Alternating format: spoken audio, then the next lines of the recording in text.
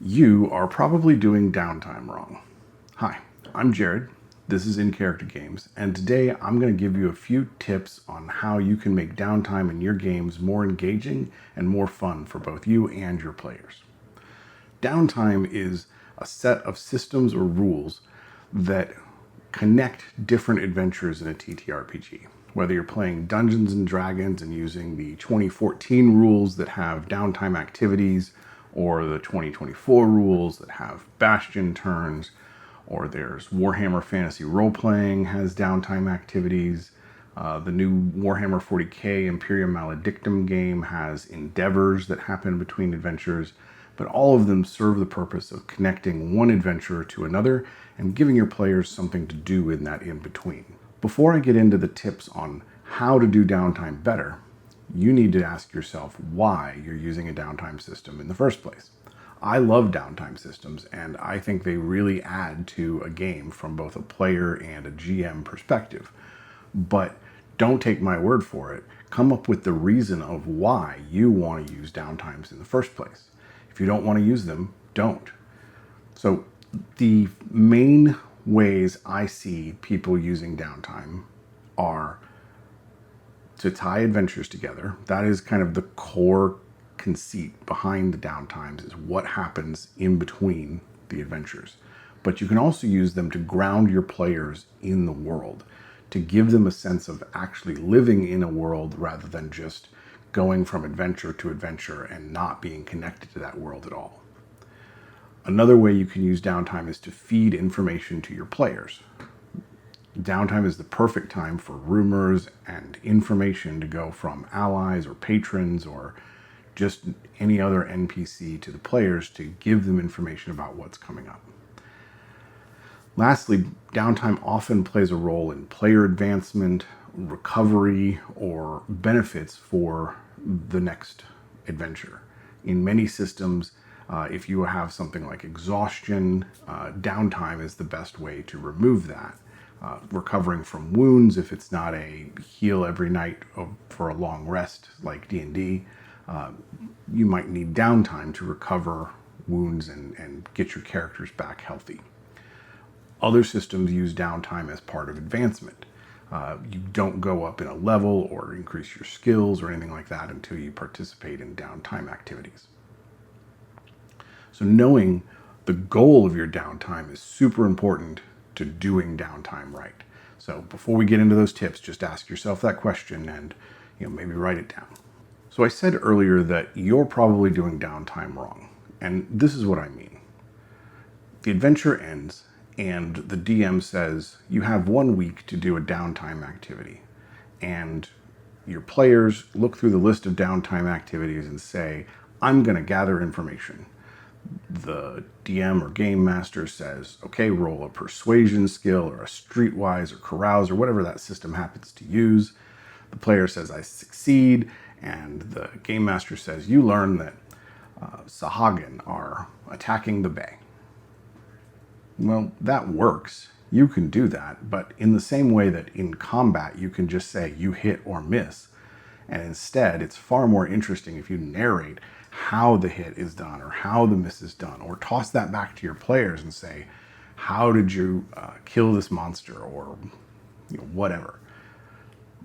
In the same way, downtime should be narrated and part of the story. So let's take our example of gather information. The player says, I want to use a gather information. The GM says, okay, well, you're going to gather some information at the docks. Why is your character at the docks? The player thinks for a moment and says, my character's playing cards down at the docks, gambling to try to loosen the tongues of some of the local dock hands and sailors. The GM says, perfect. While gambling and playing cards with the dock hands, they talk about how many fish carcasses have been washing up on shore with telltale trident marks in them, and that the dockmaster is worried, and he thinks that perhaps the Sahagin that were driven out of the bay 10 years ago may be back. You see the difference? In one, you're just running a system and giving information, and in the other, you're playing the game. You're making a story. We get together to play tabletop role-playing games so that we can tell a story together with our friends. And that shouldn't stop just because the adventure has ended and you've shifted into downtime. So let's go back to when I talked earlier about making sure that you knew your goal for running downtime. Not only can you increase the effectiveness and fun of downtime activities by incorporating story, but by looking at your goal and meeting that goal with the downtime, you can make the downtime far more effective for you and your players. So if the goal is to just tie adventures together, use foreshadowing in the downtime to tie in an adventure 2 or 3 adventures later. If you've got a plan for the campaign and you know that the players are going to do adventures in various orders, you can start sprinkling in hints about an adventure, not just the next one, but the one after that, and maybe the one after that. Don't drive it such that your players think that these are the hooks that they're supposed to follow. Instead, just hint at what's going on. There's problems somewhere else. There may be an issue at the dock, but it hasn't developed into something yet. Foreshadowing instead of just dropping a straight hook will keep your players from running off after that hook as if it's the next adventure. If your goal is to ground players in the world, then spend time during the downtime asking the players, what is your character doing during this time?